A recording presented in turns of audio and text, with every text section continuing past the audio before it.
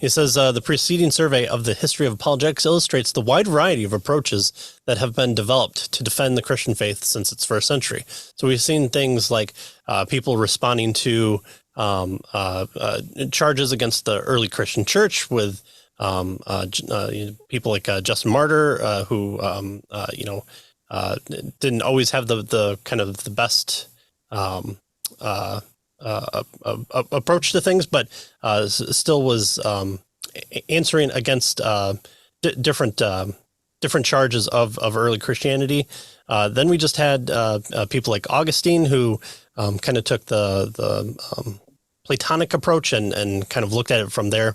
But also, as we kind of traveled down in history, things got more systematized and more expanded out, and it was less about kind of arguing against charges against you, but also then creating positive approaches as well. Christian apologists have faced different challenges from different quarters and at different times, and they have sought to defend their faith in a variety of ways. So coming to terms with these issues and approaches is the purpose of this book. And so again, what Tony had said is they lay it out in this very well-structured format that we really liked when we first read it through. And it's I've talked to other YouTube apologists and others, and they've also highly recommended this book as well as being a great overview for apologetics. So hopefully we've sold you on the book enough for it. So he begins a kind of an introduction to this third chapter here by talking about the 4 types of apologetic systems that he's going to be covering throughout the whole of this book. He says, until the 20th century, only a few writers grappled seriously with the issues of apologetic method, right? Because of the importance of epistemology, which in philosophy is the study of the nature of knowledge and justification, that sort of thing, justification of our truth claims and beliefs. Because of the importance of epistemology for modern doubts and denials of the Christian revelation, the most fundamental assumptions, he tells us, that distinguish the apologetic systems that have developed in modern Christian thought are epistemological. So they have to do with knowledge, right? The nature of knowledge, how it's gained, and how do we justify our truth claims and those types of things. And so that's the basis of the distinguishing between these 4 particular systems that they're gonna work us through.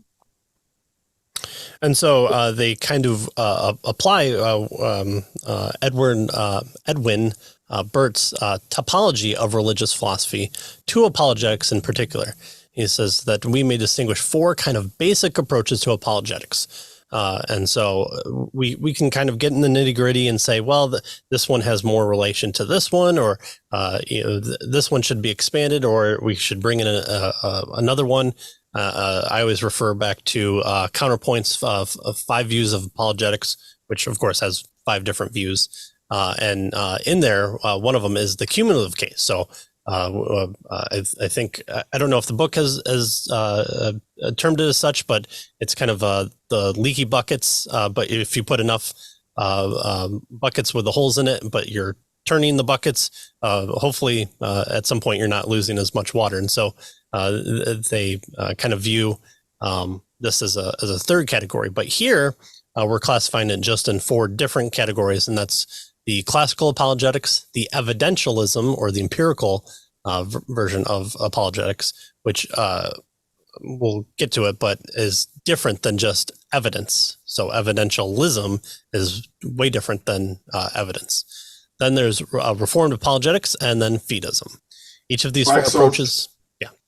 Yeah, I was just going to say that technically they do 5 approaches, because their last major chapter in the integrative approach is what he calls what they call the integrative approach, where they use various of these put together. So technically they will get to a 5th approach, and that's the one that they recommend, actually. So exactly, getting a pitch for that approach at the end.